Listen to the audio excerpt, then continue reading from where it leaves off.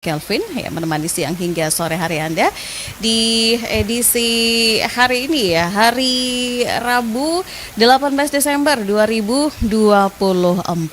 Mengawali kebersamaan kita untuk edisi kali ini atau tugas Linda edisi kali ini kami akan hadirkan untuk Anda dialog ya.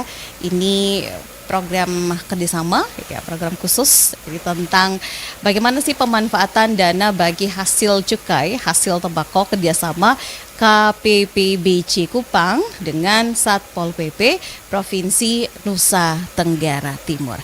Akan kami hadirkan untuk Anda sampai di pukul 12 waktu Indonesia Tengah dan nanti akan dilanjutkan dengan informasi-informasi olahraga terkini dalam dinamika olahraga dari Pro 3 Jakarta. Ya, dan di saat ini ya kami ingin menyapa narasumber kami yang sudah hadir di studio Pro 1 RRI Kupang yang tentunya akan berbagi informasi ya dan juga sharing tentang topik kita di siang hari ini.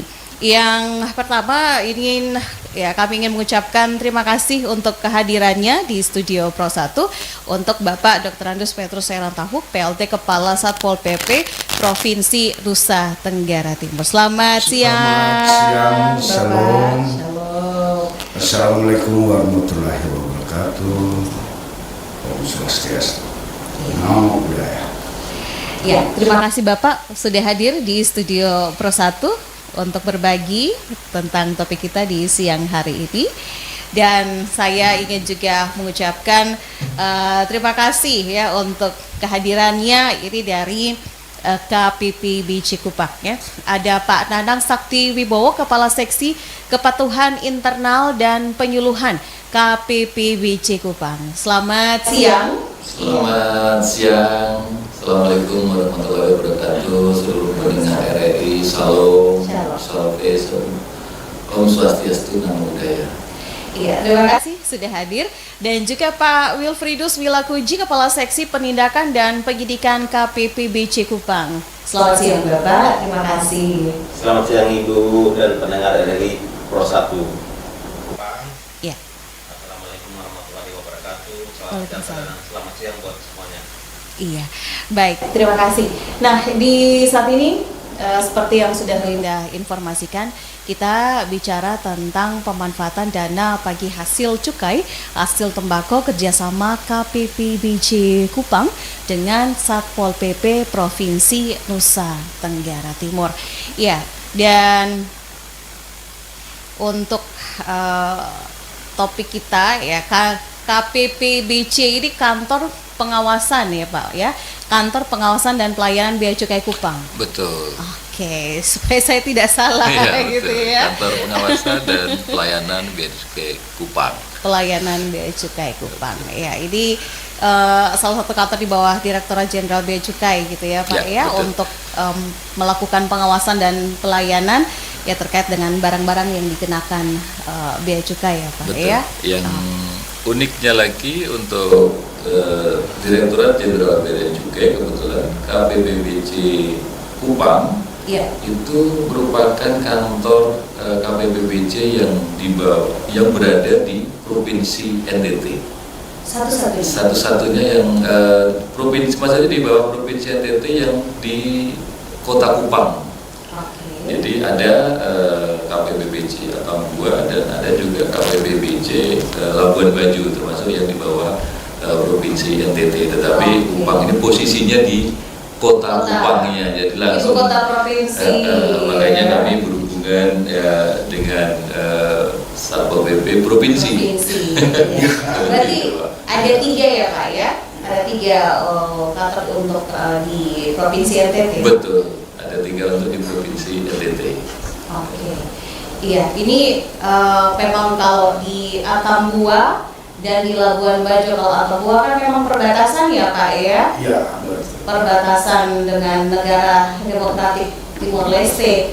Ya kalau menurut kita sih ya ini sebagai masyarakat umum, sebagai masyarakat awam ya berpikir ya kalau di Labuan Bajo karena memang dia jangkauannya udah lebih ke internasional gitu ya, jadi memang lebih ke untuk pelayanannya lebih dekat lagi. Baik, nah ini kita langsung saja ya berkaitan dengan apa sih sebenarnya, saya masih ke Pak Narang juga dan ke Pak Wilfridus, nanti boleh berbagi ya di sharing kita di pagi hari ini. Ini boleh informasi tentang untuk dasar hukum ya, penggunaan DPH di bidang penegakan hukum ya untuk mendanai program. Silahkan berkaitan dengan topik kita di siang hari ini. Oke, Silakan. Di BHCHT ini kan kalau di kepanjangannya adalah dana bagi hasil cukai hasil tembakau. Dana bagi hasil Cukai hasil tembakau. Jadi di BHCHT ini sendiri berasal dari APBN yang dikelola oleh Kementerian Keuangan yang berasal dari pungutan cukai, khususnya cukai hasil tembakau. Jadi di dalam PMK 72 yang terbaru, PMK 72 tahun 2024, bahwa di BHCHT ini sendiri ada yang diambil dari penerimaan cukai khususnya hasil tembakau sebesar 3% yang akhirnya dibagi ke seluruh daerah ataupun seluruh wilayah yang ada di Indonesia, secara pembagiannya secara proporsional.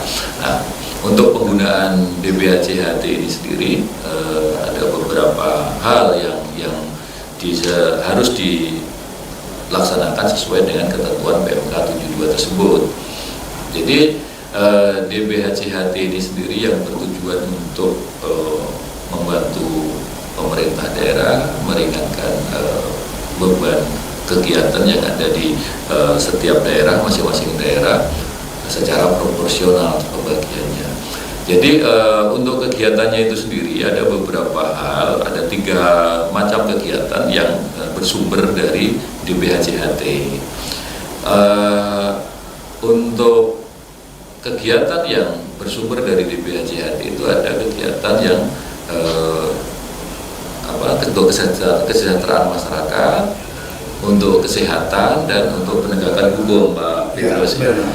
Jadi untuk kesehatan itu 40%, untuk kesejahteraan masyarakat itu 50%, serta untuk penegakan hukum sebesar 10%. Jadi kebetulan yang saat ini kami lakukan dengan Pak Petrus dan dengan Pak Wilfridus, kegiatan yang saat ini itu merupakan kegiatan yang khususnya untuk penegakan hukum.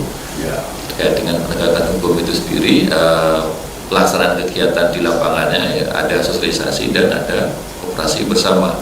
Untuk operasi bersama, mungkin Pak Wilfridus mau menambahkan terkait dengan kegiatan yang biasa dilakukan bersama-sama dengan Satpol PP Kabupaten maupun provinsi. Kita kan masyarakat langsung berpikir ya Pak ya, apa hubungannya gitu ya dengan Satpol PP? Iya, karena kan berpikir bahwa ini kan pasti perbatasan, terus imigrasi. Kalau Satpol PP dalam pemikiran kita masyarakat umum, ya dia pasti akan berputar di kota gitu ya. Dan satu lagi mungkin sekalian informasi. Tembakau dalam pemikiran kita masyarakat umum itu rokok gitu ya. Betul. Apakah memang dia mengarah ke sana gitu ya, ataukah mungkin ini secara luas? Pak Wilfridus mungkin silakan. Izin Pak Nanang, Ibu Linda, kemudian Pak Petrus dan pendengar dari Pro 1.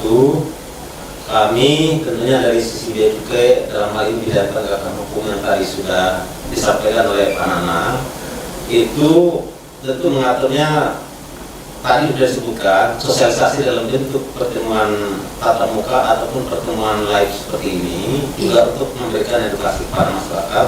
Dan satu lagi kegiatan fisik yang harus turun ke lapangan yang namanya kita kategorikan operasi pasar. Nah ini yang harus melibatkan dengan bapak-bapak dari Pol PP yang sebenarnya bapak-bapak ini lebih mengetahui tentang kondisi-kondisi yang ada di wilayahnya masing-masing, sehingga oleh pemerintah pusat diminta atau diatur di dalam peraturan itu bekerjasama dengan Bapak dari PPBI untuk melakukan penegakan hukum bersama-sama. Jadi itu kategorinya transparansi, kemudian pertanggungjawaban, inilah betul-betul yang kita lakukan, sosialisasi dan penegakan hukum. Oke. Ada operasi pasar juga ternyata. Ada.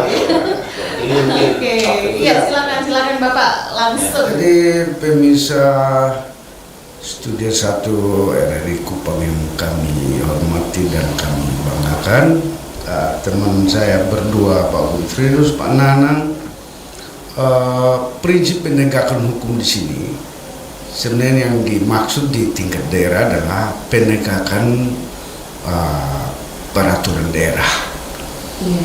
Dan dalam konteks ini penegakan hukum untuk peredaran rokok dan cukai ilegal itu memang sudah diatur dengan Perda nomor 2 2019 tentang penyelenggaraan ketertiban umum dan perlindungan masyarakat. Nah, kita patut berbangga karena pemerintah pusat melalui Kementerian Keuangan dengan keluarnya PMK 72 tadi yang disebut kemana, korelasinya di daerah akan lebih tepat kalau penegakan hukum yang dimaksud itu kita menerapkan penegakan ketaatan masyarakat terhadap peraturan daerah yang dimaksud Perda 2 2019 tadi tentang penyelenggaraan ketertiban umum dan perlindungan masyarakat. Dan di sini konsep perlindungan masyarakat terhadap termasuk perdagangan rokok ilegal yang berdampak terhadap pendapatan daerah dan pendapatan negara. Maka lebih konkret kami itu berpartisipasi dengan teman-teman Bea Cukai. Kami bersyukur karena produk yang mendapat kucuran anggaran khusus untuk perlindungan masyarakat dan juga khusus untuk pengawasan penyelenggaraan ketaatan masyarakat terhadap perda peraturan daerah itu sampai saat ini baru sebatas rokok dan sejenisnya yang dimaksud adalah tembakau. Dan itu luar biasa karena pertama dari sisi bagaimana menegakkan perda supaya ketaatan masyarakat terhadap peredaran cukai ilegal, rokok ilegal itu bisa berdampak positif terhadap pendapatan daerah dan tentu juga untuk pendapatan negara. Nah, konsensi pendapatan negara yang kita di daerah menerima apa yang disebut dengan dana bagi hasil. Biasanya dari pemerintah pusat mengkucurkan melalui model yang disebut dengan transfer daerah. Jadi pada hakikatnya kami siap berkolaborasi dengan teman-teman Bea Cukai untuk bagaimana mengawasi masyarakat sekaligus kita melindungi masyarakat dari konsumsi tembakau yang tentu tidak memperoleh izin yang sepantasnya. Nah, sehingga hemat kami sebagai institusi atau perangkat daerah otonom di tingkat provinsi yang tugasnya adalah mengawasi pelaksanaan ketaatan masyarakat terhadap perda, kami selaku Satpol PP selama ini sangat proaktif bergandeng tangan dengan teman-teman dari Bea Cukai, Pak Wilfridus, Pak Nanang, Selam dan tim kami di lapangan. Ya. Baik, terima kasih Bapak. Ya, ini tentang rokok ilegal, cukai ilegal gitu ya Bapak ya. Jadi pertanyaan ini sebelum ke topik kita, tapi jadi pertanyaan masyarakat juga. Apa seberapa banyak sih gitu ya barang-barang ini bisa sampai ada di NTT gitu, karena kita skop bicaranya ke kita gitu ya, provinsi NTT, pasti langsung berpikir banyak ya gitu. Bisa ya gitu ya. Karena kan memang ini kan kalau Pol PP menjaga supaya kita masyarakat tidak terpapar itu ya, tidak menggunakan. Jadi, itu ya. Ada semangat melindungi masyarakat kita dari Iya. peredaran rokok ilegal yang notabene juga ada zat-zat adiktif lain yang berbahaya. Oke. Dan juga menegakkan perda tentang ketaatan masyarakat untuk patuh menjual rokok yang diperbolehkan oleh ketentuan. Dan juga Yang sudah ada izinnya ya, gitu ya. yang sudah izinnya. Dan Oke. kebiasaan biasanya ada di lapangan kita temukan rokoknya mungkin legal, tapi cukainya yang belum tentu legal. Bisa diambil dari cukai rokok lain dipasang ke jenis produk rokok lain. Itu sering kami temukan bersama teman-teman bea cukai. Diakalin begitu ya. Iya. Oke, boleh sharing. Dan sebenarnya tujuannya untuk menghindari apa ya? Menghindari menghindari cukainya begitu. Dan itu teman-teman bea cukai lebih tahu lah jumlahnya berapa. Silakan. Ya, Jadi- silakan Pak Nanang. Ini kan jadi pertanyaan masyarakat ya Betul. Pak ya. Ya, Kan betul. biasanya kalau kita bicara itu pasti masyarakat memang iya ya gitu ya. Memang Dari betul. mana ya? Gitu itu pertanyaan simpel tapi ini juga gitu ya. Butuh Jadi jawabannya. memang untuk NTT ini Pak Petrus bukan merupakan daerah produksi Iya. untuk cukai hasil tembakau khususnya. Tetapi NTT ini merupakan salah satu tempat pemasaran. Ya. Jadi Pemasaran. salah satu tempat pemasaran artinya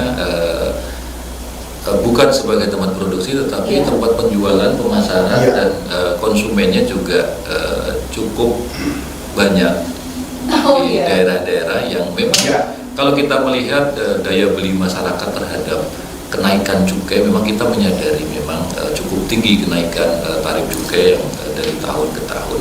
Iya. Tetapi sebenarnya kenaikan tarif cukai yang diberikan itu juga salah satu tujuan untuk melindungi masyarakat, melindungi anak-anak. Jadi supaya tidak mudah juga anak-anak sekarang kalau kita Bisa. bayangkan gitu kan, anak masih Benar. SMP itu Ya. sudah berangkat sekolah pegangannya rokok, Mbak. Itu Ya. cukup memprihatinkan. Jadi Ya. dengan hal seperti itu tujuan pemerintah menaikkan tarif cukai salah satunya. Supaya tidak terjangkau mereka Itu. begitu ya. Terus ternyata dengan kenaikan tarif cukai banyak dimanfaatkan oleh perusahaan-perusahaan yang tidak bertanggung jawab. Artinya mereka memproduksi rokok dengan melekatkan pita cukai yang bukan haknya, melekatkan pita cukai yang tidak sesuai, bahkan ada yang tanpa dilekati pita cukai. Benar sekali ya. Makanya kami dari Bea Cukai, khususnya Bea Cukai Kupang sangat berterima kasih sekali dengan pemerintah daerah baik provinsi, kota maupun kabupaten dengan adanya DBHCHT ini, pengelolaan DBHCHT kita memang bisa membantu kami, Mbak. Terus terang Bang, di Bea Cukai Kupang ini dengan jumlah SDM yang tidak banyak, hanya 45 pegawai dari seluruhnya. Ya. Mulai dari kepala kantor sampai dengan pelaksana itu 45 pegawai dan itu dibagi lagi dengan beberapa unit yang tidak bisa melaksanakan tugas di lapangan langsung. Yang ditugas di lapangan kebetulan Pak Wilfridus selaku kepala seksi penyidikan dan penindakan itu jumlah pegawainya juga tidak banyak. Makanya dengan kita pengawasan itu meliputi 8 kabupaten dan 1 kota. Iya. Untuk Kupang ini kan kita Kabupaten Kupang, kota. Karena cuma 3 ya Iya. dalam provinsi NTT, Iya, berarti betul. Kota Kupang itu skopnya mana-mana? Kita membawai Kabupaten Saburai Jua, Kabupaten Rotendao, Kabupaten Sumba seluruhnya. Sumba itu seluruhnya. Seluruhnya. Terus TTS Pak ditambah. Jadi wilayah kerjanya teman-teman ini luas sekali. Luas sekali. Iya. Sumba semuanya, Rotendao, Saburai Jua, Kupang, dan Betul. Kupang dan TTS. Kabupaten TTS.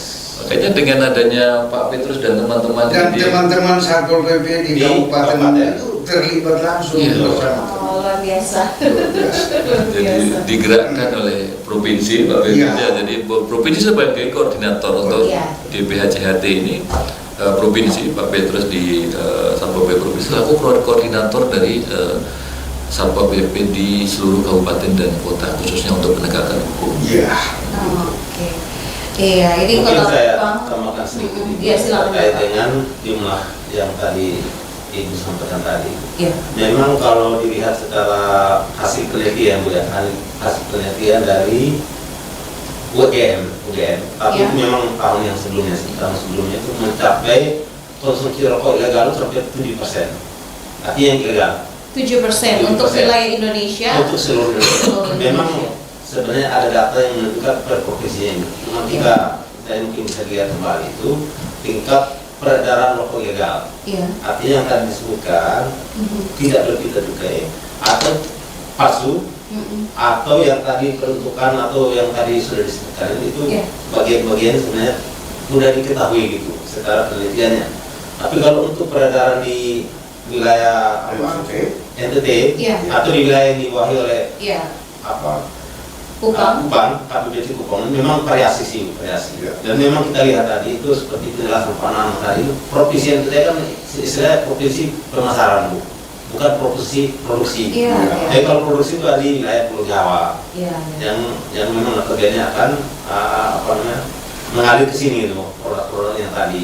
Iya. Nah, bagaimana caranya untuk atau strategi untuk Iya. mengurangi dari rokok ilegal? Tentu bagian itu dari masyarakat itu sendiri. Bagaimana aware tentang kondisi-kondisi yang tadi itu yang kita sampaikan. Kemudian kerjasama yang seperti ini, kami dengan bapak-bapak dari POP dan berbagai instansi pun sudah sama-sama turun ke lapangan. Nah, itu kita harapkan supaya hal begini bisa mengurangi, Bu, kegiatan yang ilegal sehingga yang resmi itu semakin meningkat. Iya. Nah, kalau resmi meningkat kan berarti penerimaan negara naik Iya. dan juga untuk kesejahteraan masyarakat, sosial dan Iya. kesehatan tadi. Karena memang Jadi, merugikan sekali ya betul. untuk merugikan negara, merugikan kita masyarakat, begitu Betul. ya. Ya segala sesuatu yang ilegal yang tidak baik pastinya Ya, ya. jadi yang disampaikan Pak Nanang dan Pak Wilfridos, kalau NTT sebagai wilayah pemasaran, Iya. pemahaman kita, terutama kami di perangkat Satpol PP, Iya. Polisi Pamung Praja, kami berpandangan bahwa justru wilayah pemasaran itu lebih banyak jadi korbannya, terutama Iya. korban terkait dengan konsumsi rokok ilegal, korban peredaran cukai palsu atau cukai yang sengaja dipasang ke rokok lain untuk menghindari Iya. pembebanan biaya. Tapi teman-teman di Bea Cukai itu luar biasa karena menurut saya penegakan hukum yang dimaksud tidak sampai dengan tahap di mana harus ada semacam penindakan hukum, karena kalau konteks penindakan hukum itu meluas.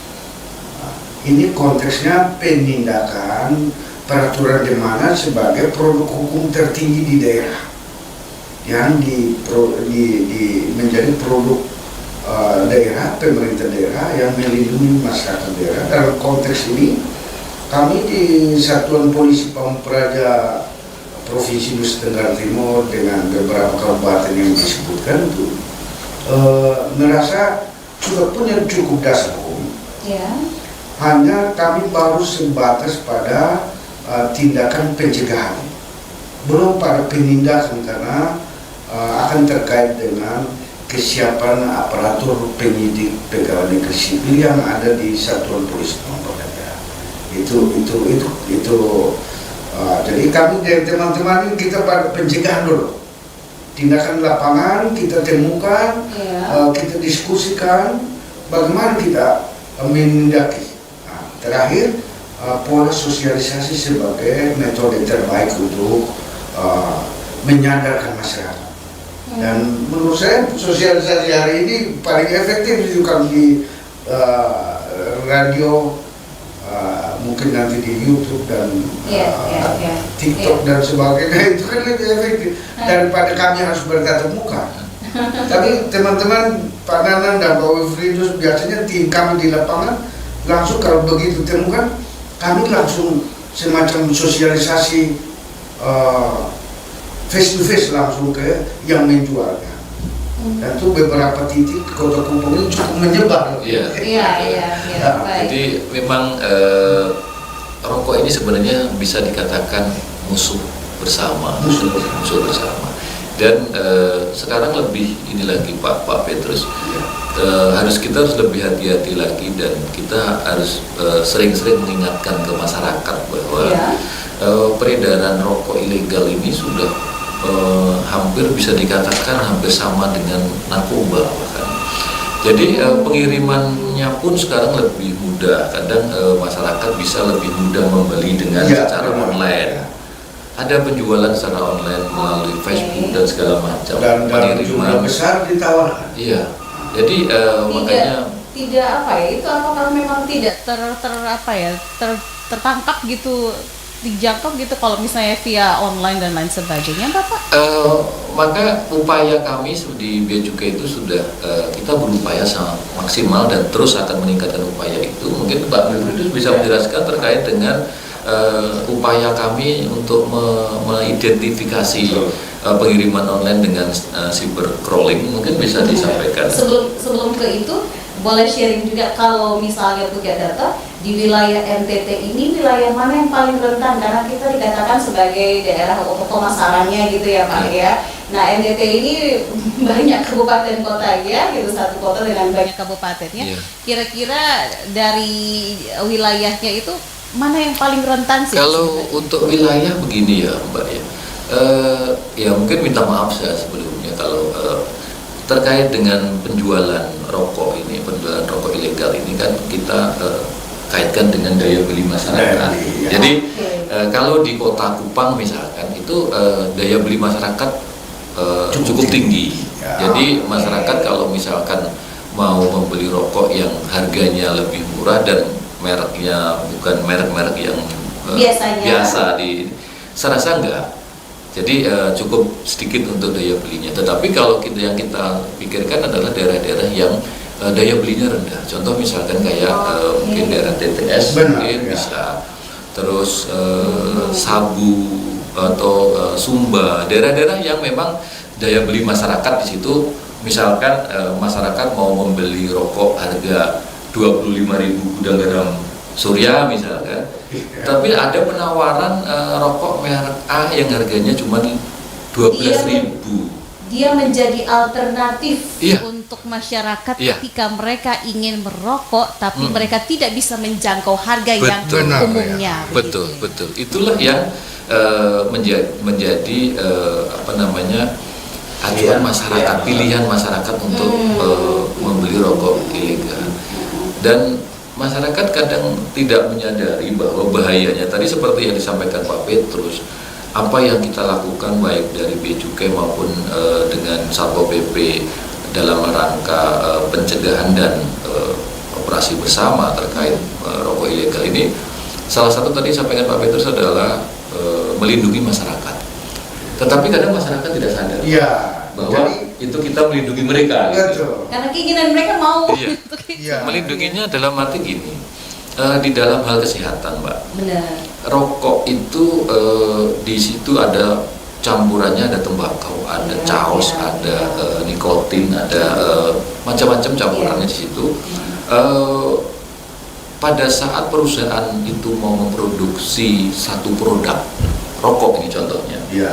Ini perusahaan wajib melampirkan uji tar dan nikotin. Jadi tar dan nikotin setiap produksi itu diuji dulu di lab, ditentukan. Jadi ada batasan yang dibolehkan oleh kesehatan, Kementerian Kesehatan sesuai dengan Permenkes terkait dengan produksi barang kena cukai. Nah, tetapi kalau rokok yang tidak resmi diproduksi yang kategori ilegal itu tidak lagi menggunakan uji tar yang dipakai. Jadi ukuran untuk uji tar kesehatannya itu sudah tidak digunakan lagi. Lost control gitu ya Pak. Betul. Itu kalau saya tambahkan Pak Nana, memang benar rokok ini sebenarnya musuh bersama kita. Kalau perspektif kami di Satuan Polisi Pamekasan, kami memandangnya sebagai setan buruk yang tak terhindarkan. Jadi musuh, tapi kami memandang sebagai setan buruk yang tak terhindarkan. Kenapa? Karena kita tidak ada di Republik ini melarang orang untuk merokok. Tapi di sisi lain, konsumsi rokok, minta maaf, sampai elemen tertentu pengukuran konsumsi rokok sudah melampaui konsumsi makan dan minum di rumah tangga. Betul. Dan berkontribusi terhadap kemiskinan juga. Minta maaf ya, karena konsumsi rokok ini kan sudah menjadi semacam candu. Nah kalau sudah candu, kita melindungi candunya juga melindungi kepentingan negara untuk meningkatkan PAD dan pendapatan negara. Dilema ya Pak ya. Setan buruk yang dimaksud itu. Nah, untuk mencegah kan belum ada ketentuannya, dan menurut saya biarkanlah ini berkembang, tinggal masyarakatnya harus dicerdaskan, diedukasi supaya pintar untuk memilah dan mengambil sikap untuk katakanlah mau berdagang rokok, berdaganglah yang rokok-rokok yang legal.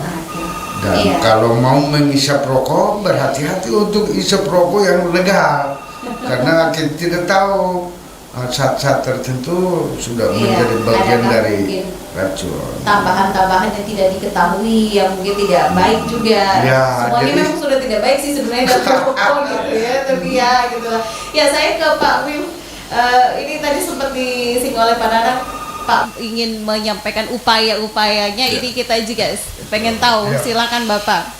Ya, baik. Terima kasih Ibu Linda dan pendengar dari Pro 1. Memang berbagai upaya sih yang kita lakukan. Tadi kalau kita menghentikan mungkin tidak bisa ya, tapi perlahan-lahan dengan kerjasama sinergi seperti ini, mudah-mudahan intinya kesadaran masyarakat perlu terus-menerus dilakukan, Bu. Dengan berbagai cara tentunya. Apakah itu tatap muka atau media seperti ini, juga dalam rangka untuk operasi dan penegakan hukum juga kita lakukan sosialisasi langsung ke pelaku yang ada tadi, sehingga minimal dengan pendekatan tadi itu mungkin kesadarannya semakin bagus dan juga melebar ke teman-teman yang lainnya. Nah, kemudian upaya-upaya yang lain pun tadi kalau kita provinsi pemasaran tentu kan ada rantainya, Bu. Rantai distribusi, kemudian juga ada rantai transportasi. Juga di pihak-pihak ini juga kita lakukan edukasi, sampaikan, identifikasi. Kalau misalnya ada pengiriman seperti ini, kondisi seperti ini, minimal ada pengetahuan dari kita contohkan PJT lah Ibu ya, perusahaan jasa titipan yang menerima kiriman. Sebenarnya jasa titipan itu melakukan jasa Ibu. Jadi dia tidak mengetahui benar atau tidak, legal atau ilegal. Tapi dalam hal ini kami terus berkomunikasi, mengedukasi.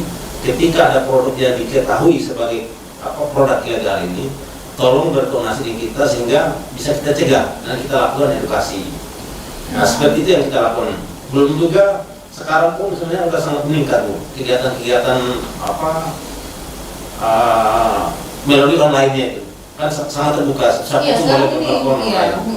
Dan itu tak terbatas ruang dan waktu, dari manapun bisa dilakukan dan kapanpun, saat kapanpun, semua bisa berbisnis di bidang ini.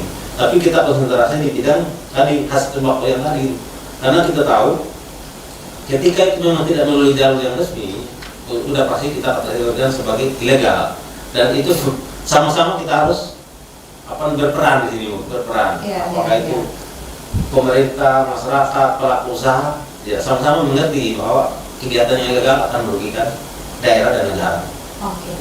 Baik, boleh sharing sejauh ini apakah untuk upaya-upaya begitu ya, untuk pencegahan, untuk meminimalisir itu terkendalanya hanya soal memang dengan perkembangan yang online itu, pengiriman yang online itu, ataukah ada hal-hal lain yang bisa yang memang menjadi kendala untuk dalam upaya-upaya yang dilakukan Pak Wil dan teman-teman? Tentunya kami bermaksimal melakukan, tapi kan tentu ada kendala-kendala yang kita hadapi, seperti memang tadi kita sampaikan masalah sumber daya yang ada, tentu juga masalah anggaran juga kita berbicara di sini. Anggaran yang tersedia untuk melakukan kegiatan menjangkau pelosok-pelosok yang tadi kita sampaikan dengan luas wilayah daerah yang geografis yang ada seperti ini kan, tentu kita harus ngatur secara baik-baik. Kalau online begini mungkin sangat efektif bagi siapapun yang mendengar mengetahui tentang atau mengikuti tentang siaran ini, paling tidak dia tahu dan bisa menyebarkan ke saudara-saudara keluarga yang memang melakukan usaha seperti ini.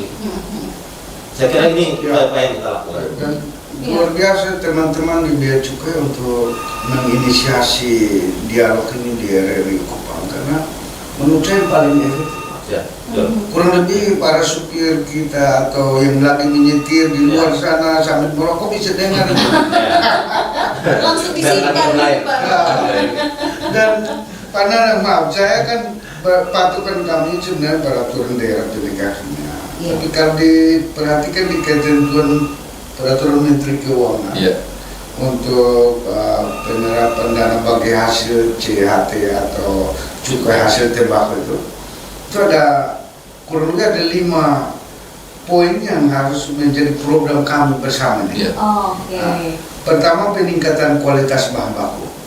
Bahan baku yang dimaksud adalah bahan baku rokok yang masuk ke konsumen rakyat kita, masyarakat kita tuh kualitasnya harus terukur lah. Yang bisa diukur itu adalah soal rokok yang memperoleh izin yang layak. Legal itu ya Pak ya. Lalu yang kedua, pembinaan industri. Sebagaimana disampaikan Pak Nanang tadi, kita tidak ada industri tembakau, tapi kultur masyarakat kita sebenarnya kultur pemakan tembakau. Ini fatal. Nah, kultur ini yang menjadi juga faktor untuk bagaimana mencegah orang mengkonsumsi tembakau, baik ilegal maupun tidak ilegal. Lalu berikut soal binaan lingkungan sosial. Nah, lingkungan sosial ini kan yang lebih fatal ini kan di sekolah-sekolah misalnya. Kami maaf Pak Nanang, ke depan kita sedang menggagas semacam kunjungan ke sekolah-sekolah terutama SMK, SMA di Kota Kupang. Program untuk tahun depan. Ya, untuk tahun depan, untuk satu penegakan disiplin anak sekolah, dan yang kedua untuk penegakan anak sekolah atau murid SMA, SMK itu merokok.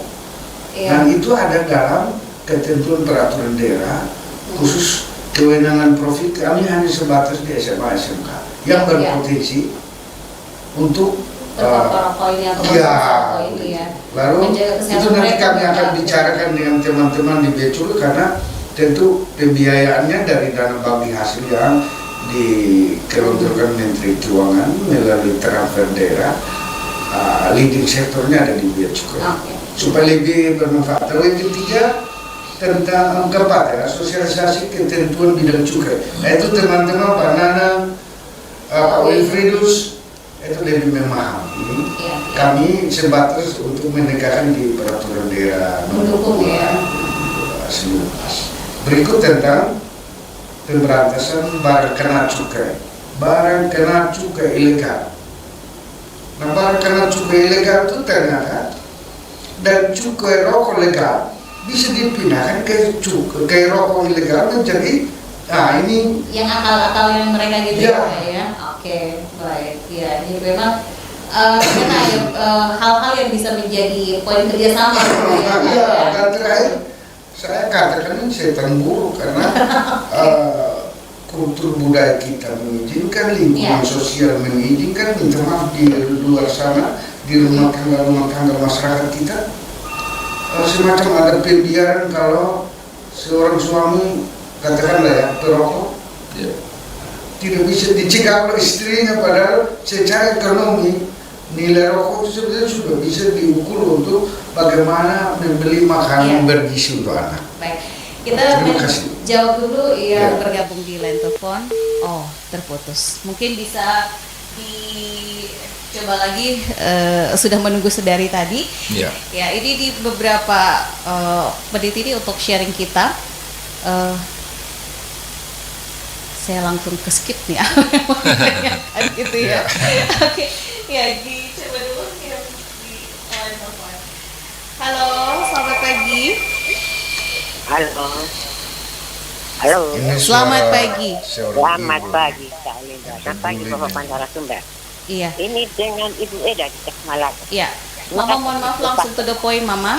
Ya, to the point. Saya mungkin dua pertanyaan yang semua ajukan. Pertama, Bapak, dulu karena kami polisi Bapak itu tahu. Jadi kalau ada menyangkut kegiatan dengan Bea Cukai, bukan Pol PP tapi polisi turun. Yang terjadi kalau itu berlangsung dengan Oh, bea iya. cukai itu pakai 3 lain. Sudah bisa dipahami. Ya, Oh, kenapa sekarang Pol PP gitu ya? Oke. Ya, Yang berikut kedua. itu, biasanya pemeriksaan di toko-toko, biasanya kalau ada laporan itu, polisi yang pergi, memang didampingi sama bea cukai. Tapi yang lebih peran polisi. Tapi saya lihat kok di dalamnya tidak terlibat unsur hukum di dalam, hanya Pol PP itu kan hanya nanya ke Perda. Oh, kenapa? Bagaimana kalau Oke, terjadi oke. sesuatu, Baik. pada waktu penyidikan. Iya. Terima kasih. Terima kasih Mama Mama Eda. Mama Di Ida. Cak Malada. Iya. Artinya dekat-dekat Fontaine sini kayaknya. Tetanggaan berarti Ya, ya. kalau Cak Malada kan di Fontaine. Heeh. Jadi mungkin Pak Nanang bisa menjelaskan dulu kenapa Baik. dengan Gitu ya. Baik, Tentunya dengan Ibu siapa tuh? Eda. Ibu Eda, selamat siang Ibu Eda. Terima kasih banyak atas pertanyaannya Ibu Eda. Terkait dengan kenapa Bea Cukai sekarang melibatkan Satpol PP, Iya. bukan melibatkan polisi. Terkait dengan melibatkan ini sebenarnya begini Bu, terkait dengan penegakan hukum khususnya di bidang cukai, kepabeanan dan cukai, kebetulan yang kita bahas saat ini adalah kan cukai Bu ya. Iya. Sesuai dengan Undang-Undang 39 tahun 2007 itu Bea Cukai diamanahkan di dalam undang-undang itu untuk melakukan pengawasan terhadap cukai sesuai dengan undang-undang tersebut. Nah, kaitan dengan kewenangan itu memang adalah kewenangan di Bea Cukai. Kenapa kami melibatkan Satpol PP? Kebetulan seperti tadi yang di awal kita sampaikan,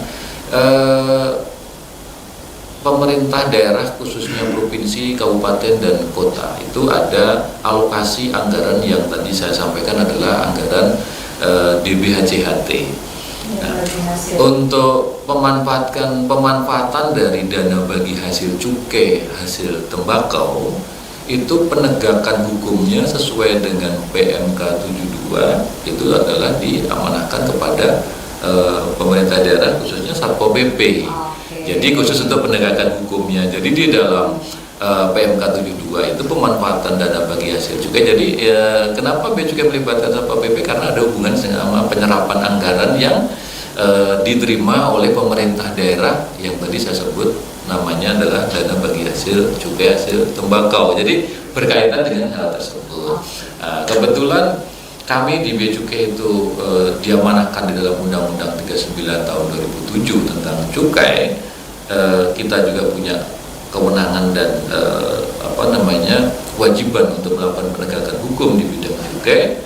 Sementara di Satpol PP pemerintah daerah juga ada alokasi anggaran yang dikhususkan untuk penegakan hukum, maka disitulah kami berkolaborasi. Untuk Satpol PP ini sendiri kan setiap kabupaten dan kota kan ada Bu. Hampir sama sih juga sebenarnya dengan kepolisian, tetapi karena kaitan tadi kembali lagi ke anggaran, kami ya selama ini bekerja sama dengan Satpol PP karena Satpol PP di daerah ada, setiap kabupaten dan kota ada, sementara Bea Cukai tidak ada.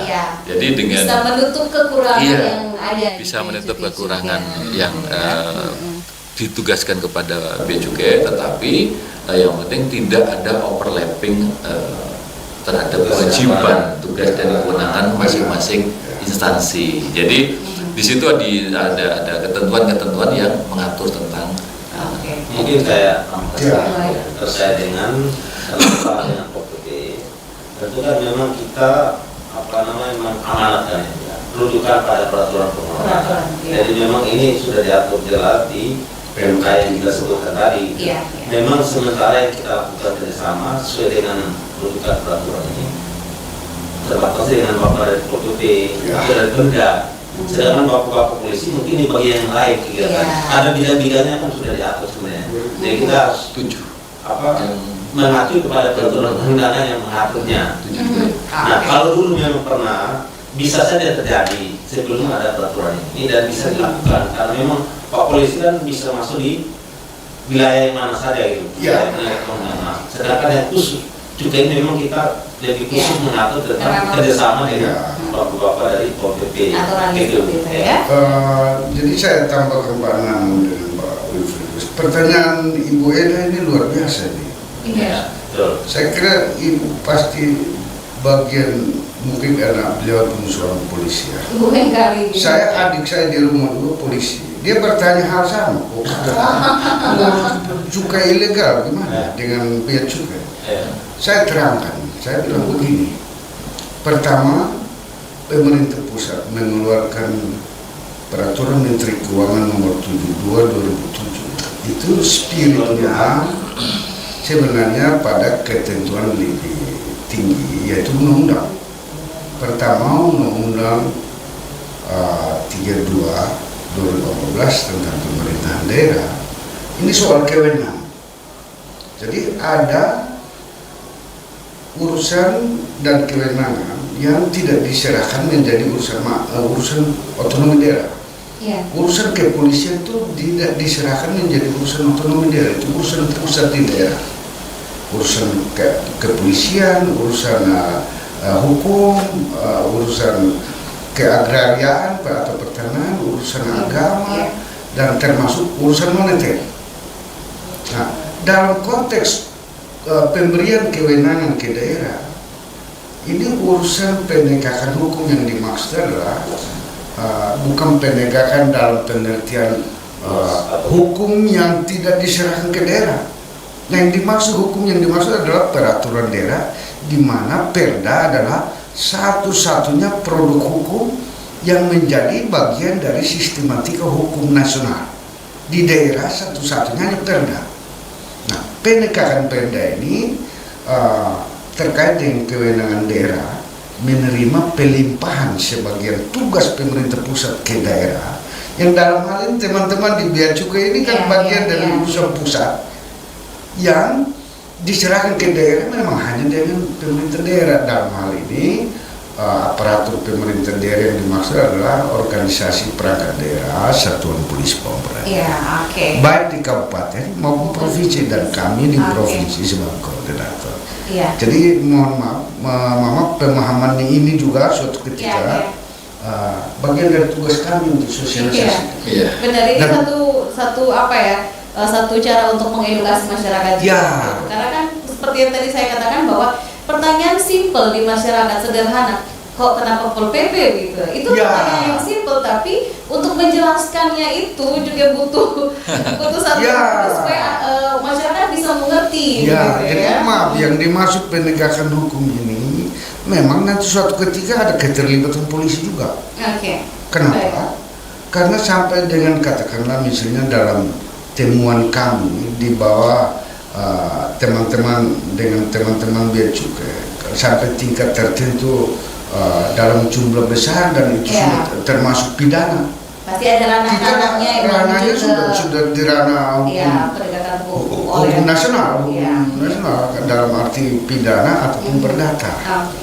Tadi Tapi sempat- konteks sekarang ini memang perlindungan masyarakat yang dimaksud, soal peraturan daerah tentang penyelenggaraan ketertiban umum dan perlindungan masyarakat. baik. Ya, kira-kira. Tadi sempat dikatakan oleh Pak Tan bahwa sesuai dengan porsinya begitu ya, Betul. tidak melebihi porsinya. Jadi dan mungkin saya tegaskan sedikit supaya menjadi edukasi ke masyarakat Ya. juga bahwa kita punya tugas dan kewenangan masing-masing. Iya, iya, Jadi iya. kami dari Bea Cukai menjalankan undang-undang, dan dari Pak Petrus dan teman-teman juga menjalankan undang-undang. Iya. Meskipun di dalam sama-sama menjalankan undang-undang ada PMK yang harus kita jalankan sama-sama. Ya. Jadi saya seperti itu. Nah, kewenangannya kan terkait tadi yang disampaikan Pak Petrus, saat ini kami bekerja sama dengan Satpol PP, dan Satpol PP juga bekerja sama Ya. dengan kami, memberikan edukasi ke masyarakat dalam bentuk sosialisasi. Kalau misalkan kami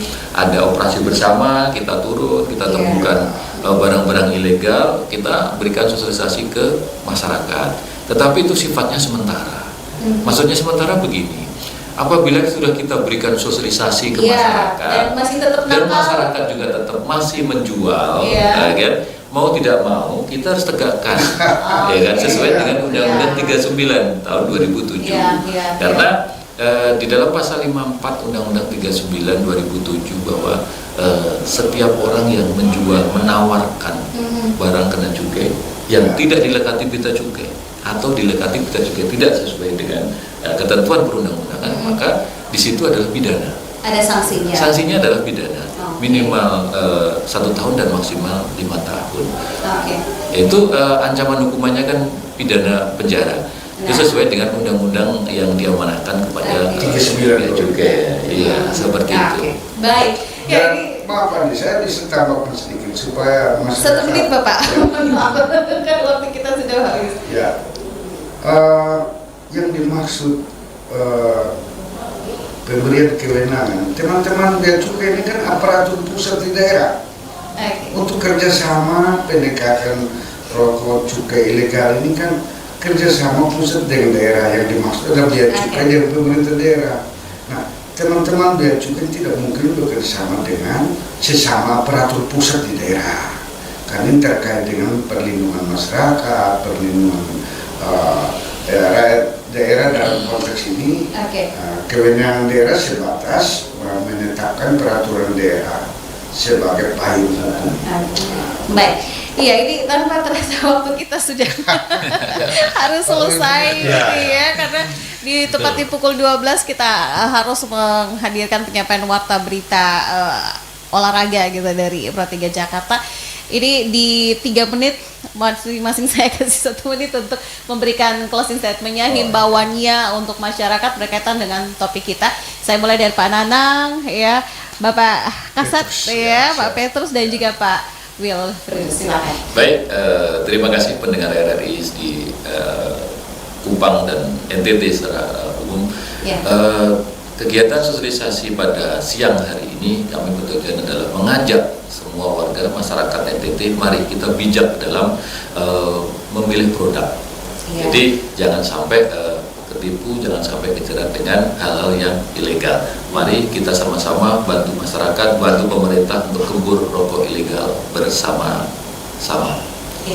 Terima kasih Pak Nanan dan Pak Wilfrido. Saya lebih berkesimpulan bukan closing statement. Saya berharap sosialisasi melalui RRI di Kupang Studio 1 Kupang kalau bisa dilanjutkan di momen-momen ke depan, karena lebih efektif menjangkau. Dan khusus untuk teman-teman di Satpol PP Kabupaten yang kerjasama dengan teman-teman dari Bea Cukai, kami ucapkan terima kasih atas pelaksanaan selama ini. Dan terus terang, dana bagi hasil cukai rokok atau tembakau ini mungkin ya paling transparan, karena tidak pernah kita prosesnya itu melalui jenjang dari daerah Badan Keuangan ke Bea Cukai, baru diverifikasi terakhir di Kementerian Keuangan. Dan dalam juga terus terang kecil, sehingga dari APBD juga menopang. Nah, di situ korporasinya Saling mendukung. ya. Terima kasih Pak Wilfrido, Pak Nana, Ade, dan para pemirsa RRI Studio 1 Kupang yang kami banggakan, khusus Ibu Eda tadi, hormat selalu Mama, pertanyaan luar biasa. Iya, terima kasih. Baik, Pak Wilfrido silakan. Ya, baik. Terima kasih Ibu dan pendengar RRI setia Pro 1, Pak Petrus, Pak Nanang, dan semua pendengar yang ada tadi. Tentu kami dari Bea Cukai Kupang melalui kerjasama atau siaran ini mengharapkan masyarakat turut terlibat, pelaku usaha juga demikian, turut terlibat untuk kegiatan-kegiatan yang legal tadi itu menjadi legal, karena ini urat nadi perekonomian daerah dan bangsa. Sehingga ketika mengurangi kegiatan legal menjadi ilegal, tentu kan penerimaan negara semakin banyak dan juga untuk kesejahteraan masyarakat kita. Saya kira itu yang kami sampaikan. Terima kasih dan selamat siang. Selamat siang. Baik, terima kasih Pak Wilfrido, terima kasih Pak Petrus, Terima kasih. Pak Terima kasih, Nanang Ibu untuk dan sharingnya tim di RRI Kupang. siang hari ini. Ini satu informasi dan edukasi untuk masyarakat ya, untuk masyarakat Nusa Tenggara Timur khususnya. Kita harus tuntaskan ya dialog siang ini, dan kita akan lanjut dengan penyampaian warta berita olahraga dalam Dinamika Olahraga di pukul 12 waktu Indonesia Tengah. Selamat siang.